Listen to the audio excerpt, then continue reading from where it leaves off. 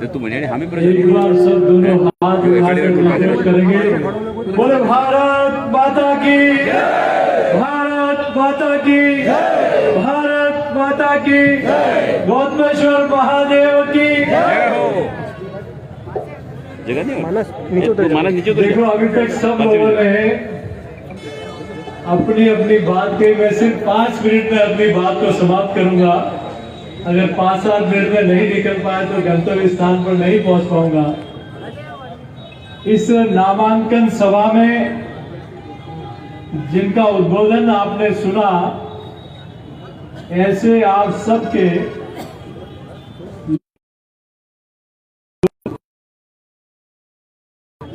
भैया हेमंत भैया, हमारे बीच में उपस्थित पार्टी के यशस्वी जिलाध्यक्ष माननीय गोपाल जी, प्रदेश के मंत्री भाई पिंकेश जी, पूर्व सभापति भाई कमलेश जी, हमारे वरिष्ठ नेता आदरणीय पारसवाल जी। मैं इधर देखूंगा तो मैं नाम सभी हमारे वरिष्ठ नेतागण और हमारे कटारा जी भी बैठे हैं। और जो विशेष रूप से यहाँ आपकी सभा में, मैं तो अंतिम समय में मेरा तय हुआ, एसटी मोर्चा के प्रदेश के अध्यक्ष भाई नारायण जी को इस सभा में आना था। मैं तो एक के साथ एक फ्री में आ गया है। यहाँ उपस्थित दिल्ली के धुआंधार और दबंग नेता, जहां 7 दिनों ने यहाँ कई लोगों की नींदें उड़ा रखी है। यहाँ उपस्थित देवतुल्य जनता जनार्दन कार्यकर्ता बंधुओं, मातृशक्ति युवा साथियों, आज हेमंत जी ने नामांकन भरा है और मेरा भी जन्मदिन है। मुझे यहाँ आने का मेरे मन में था। भाई ईश्वर जी भी मेरे साथ यहाँ बैठे हैं, हमारी मातृशक्ति भी सब लोग बैठी है। आदरणीय नंदलाल जी के बारे में बहुत सारी बातें सब लोगों ने कही। अभी मैं उठा था तब एक किसी हमारे साथी ने कहा कि हेमंत जी ने आदरणीय नंदलाल जी से आशीर्वाद लेते हुए अपना फेसबुक पे फोटो अपलोड किया कि पिता के आशीर्वाद लेकर अब मैं जनता के बीच में जा रहा हूं। तो क्या दूसरे वाले भी ऐसा फोटो अपलोड करेंगे क्या? मुझे पता नहीं कौन सा वीडियो की चर्चा हो रही है और भाई हमारे कई किरदारों की बात हो रही है, लेकिन मैं एक बात जरूर कहना चाहता हूं। मेरा जन्म जब हुआ तब नंदलाल जी मीणा 77 में ही राजस्थान सरकार के मंत्री बन गए थे। और इतने सालों तक ईमानदारी से, सुचिता से उन्होंने इस क्षेत्र की सेवा की। आज प्रतापगढ़ में एक विकास की कहा कहीं इबारत का एक ईंट भी दिखाई देता है, पत्थर भी दिखाई देता है, तो उस पत्थर पे नाम लिखा होता नंदलाल मीणा जी का। और कोई एक उंगली भी नहीं उठा सकता। लेकिन दूसरी तरफ ये 5 साल लूट मचा दी। सैया भाई कोतवाल तो डर काहे का, गहलोत साहब ने घोड़े खुले कर दिए, तुम भी आनंद लो और मुझे भी कुर्सी का आनंद लो। और राजस्थान में एक ऐसी लूट मचाई। अभी मुझे कुछ कह रहे थे कि पैसों का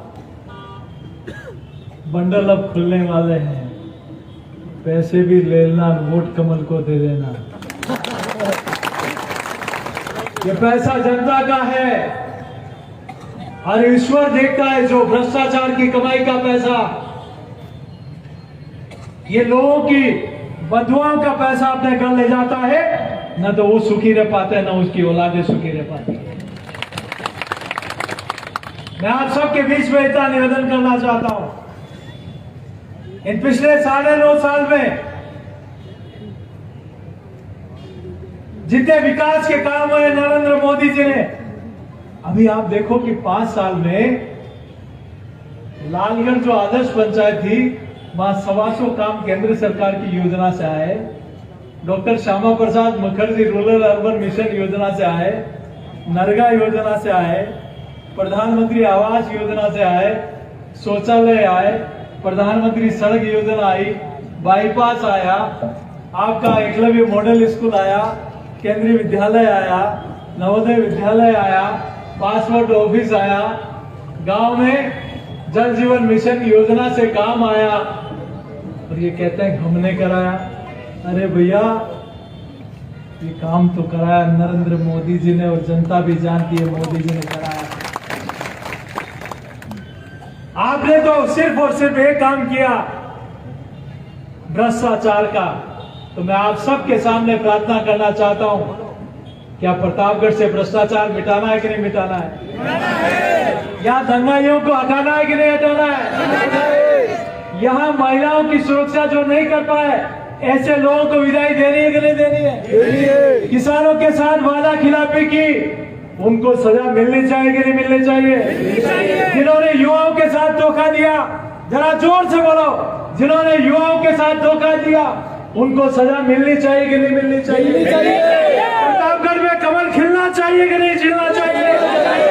प्रतापगढ़ में विकास होना चाहिए कि नहीं होना चाहिए?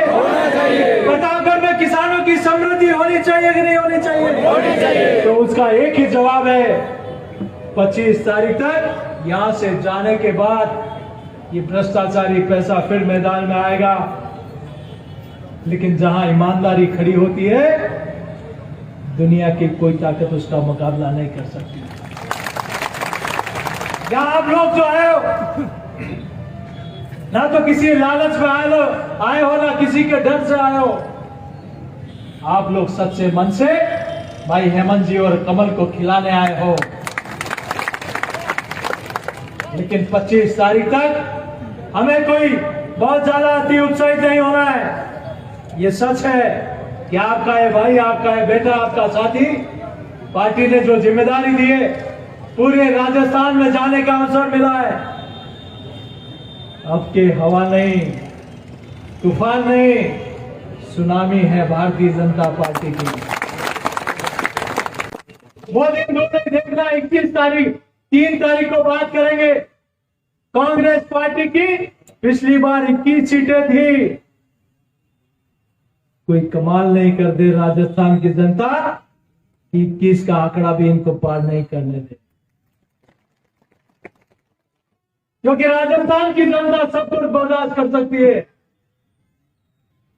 लेकिन नारी का अपमान बर्दाश्त नहीं कर सकती, भ्रष्टाचार बर्दाश्त नहीं कर सकती, किसानों के साथ वादा खिलाफी बर्दाश्त नहीं कर सकती, और पेपर लीक के इन आरोपियों को सजा दे के रहेगी राजस्थान की सरकार। जनता, आपको आश्चर्य होगा, ये पेपर लीक में अभी जहां साहब कह रहे थे ना, एक चुटकुला, वो कैसी आवाज निकाल रहे थे, लेकिन मैं ये जरूर कह सकता हूं, आरपीएससी का मेंबर कहे कि 2.25 लाख करोड़ रुपए देके मैं मेंबर बना, बोर्ड का चेयरमैन कहे कि मेरी डोर ऊपर तक है, सुरेश जाका जो आरोपी है उसको गिरफ्तारी से बचा, और सलमान खुर्शीद कांग्रेस के नेता सुप्रीम कोर्ट का वकील उसको लाकर खड़ा करे। गोपाल केसाव जो इनका पूर्व मंत्री है, जो 18 लाख रुपए लेते हुए पकड़ा गया अभी 3 महीने पहले, उसको भ्रष्टाचार की सारी धाराएं समाप्त कर दे, और जो गिरफ्तार करे उसको अधिकारी को हटा दे। तो ईमानदारी से बताना, ये पेपर लीक के आरोपी कांग्रेस पार्टी के नेता है कि नहीं है? युवाओं को इनको सजा देनी चाहिए कि नहीं देनी चाहिए? तो इस सजा देने की तारीख 25 तारीख है। मेरा आप सबसे प्रार्थना है, और जिस प्रकार से इन्होंने राजस्थान में हमारे त्योहारों पर प्रतिबंध लगाया, हमारे डीजे बजाने पर प्रतिबंध लगाया, एक तरफ आप ताजे बज रहे हैं तो परमिशन दे रहे हो, और हमारा त्योहार आ रहा है तो डीजे बंद करा रहे हो। और हम तो 36 कौम को साथ लेकर चलने वाले हैं। सबका साथ, सबका विकास, सबका प्रयास, सबका विश्वास, ये तुष्टिकरण राजस्थान की जनता कभी बर्दाश्त नहीं कर सकती। और ये वो लोग भी कान खोलकर सुन ले जो भ्रष्टाचारी अधिकारी हैं, जो दहशतगर्दों को हवा देते हैं, या कभी कभी फायरिंग भी हो जाती है, उनको भी प्रश्रय कौन नेता देते हैं, कौन अधिकारी देते हैं, वो भी कान खोलकर सुन ले। 3 तारीख के बाद या तो पिस्तौल चलाना बंद कर दे या प्रतापगढ़ छोड़ दे। अब भारतीय जनता पार्टी की सरकार ऐसे लोगों को चाहे किसी भी बिल में जाकर घुस जाए, ऐसे गुनहगारों को सजा देने का काम भारतीय जनता पार्टी की सरकार करेगी।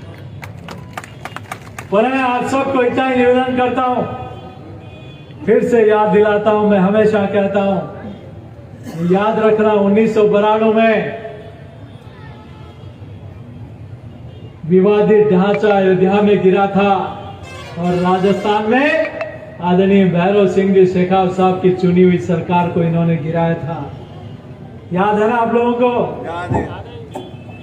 और यही दिसंबर महीना आ रहा है, तारीख बदलते ही, कैलेंडर का पत्ता बदलते ही अयोध्या में भव्य प्रभु श्री राम का मंदिर भी बनने वाला है।